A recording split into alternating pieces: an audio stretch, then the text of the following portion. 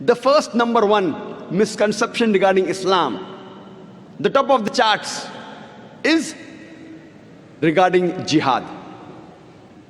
Today, jihad is the most misunderstood word regarding Islam. It is not only misunderstood by the non-Muslims, it is even misunderstood by many of us Muslims.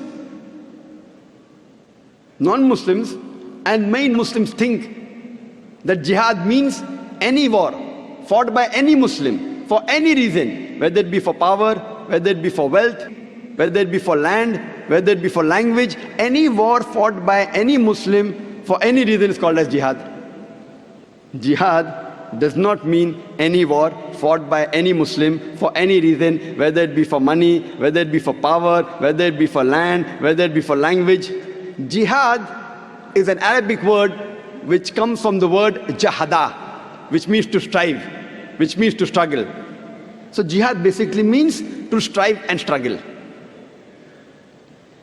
In the Islamic context, jihad means to strive and struggle against one's own evil inclinations. Jihad also means to strive and struggle to make the society better. Jihad also means to fight against oppression. Jihad also means to fight in self-defense in the battlefield. So jihad basically means to strive and struggle.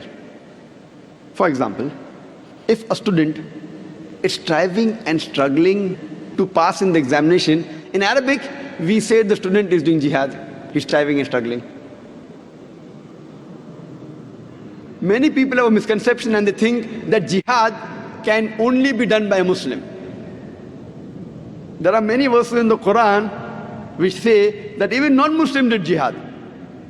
Quran says in Surah Luqman, chapter number 31, verse number 14, we have enjoined on the human beings to be kind to the parents. In travail upon travail the mother bore you, and in pain did she give you birth. Immediately after praising the parents, especially the mother, the verse continues. Surah Luqman chapter 31 verse number 15 says that, but if your parents do jihad, strive and struggle to make you worship somebody else besides Allah subhanahu wa ta'ala, besides Almighty God, of whom you have no knowledge, then don't obey them. But yet, live with them with love and companionship. Here the Quran is talking about non-Muslim parents doing jihad, striving and struggling to make their children do shirk, worship somebody else besides Allah.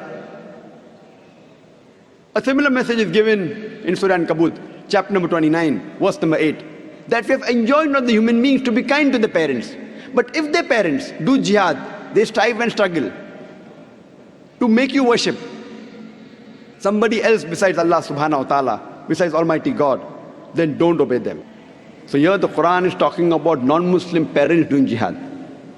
And there are various such examples of Quran mentioning non-Muslims doing jihad. Now this type of jihad, in Arabic, we say jihad fi sabil shaitan. Jihad in the way of the Satan.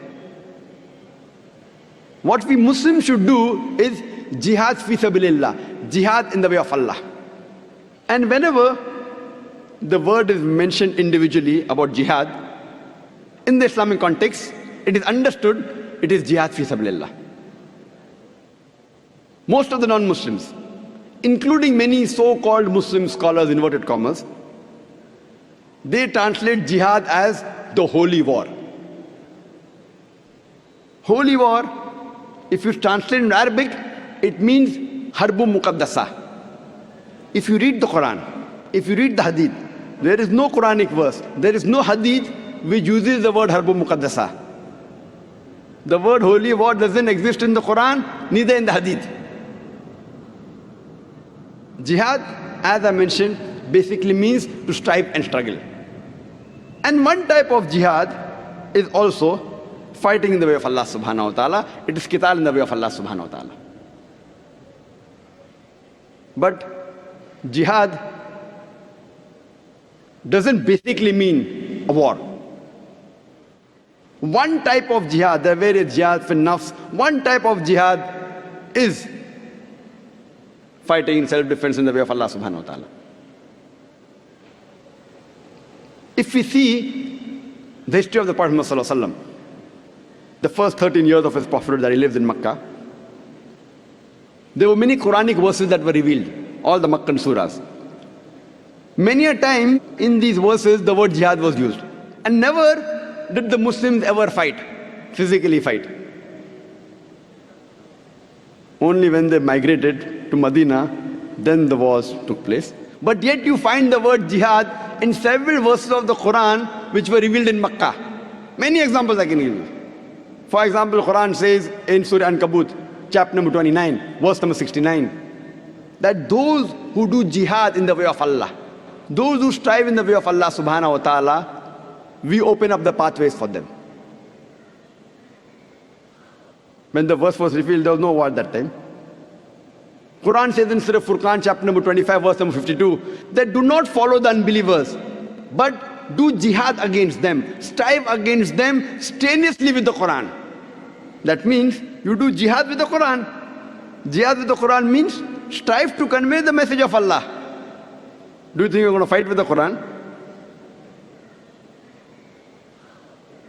So here we realize that this misconception regarding the word jihad, it is depending how the media portrays it. This word jihad wasn't a problem a couple of decades earlier. After 9/11, it came on top of the charts, number one. Previously it wasn't there. So depending how the media portrays Islam, these misconceptions arise in the minds of the non-Muslims. For more details on jihad, you can see my lecture, my talk, Terrorism and Jihad, an Islamic Perspective.